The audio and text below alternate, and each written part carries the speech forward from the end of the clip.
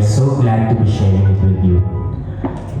Looking at this room, I see women from 11 different municipalities across Benguet, from different walks of life with different responsibilities at home.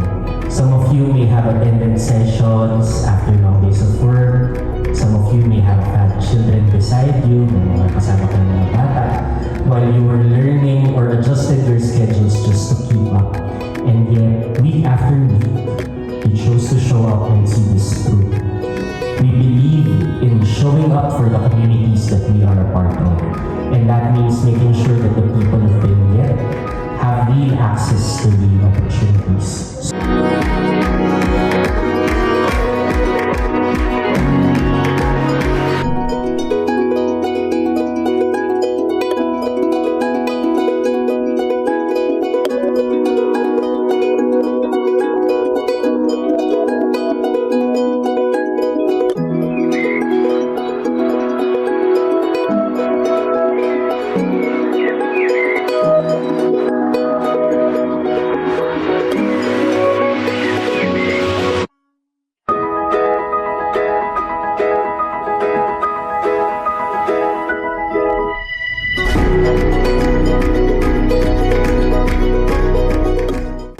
Dakalmat lang nga yaman ko ti Elevate Aida kasi uray ada lang ijay balay mabalinak nga makaala ti trabaho.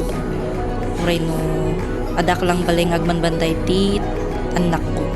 Being a housewife, syempre gusto mong meron pa rin yung longing for a career, longing for source of income, na syempre ayaw mo naman na nasa bahay ka lang, ayaw mo nagbabantay lang. Syempre gusto mong makatulong and to give the needs ng family.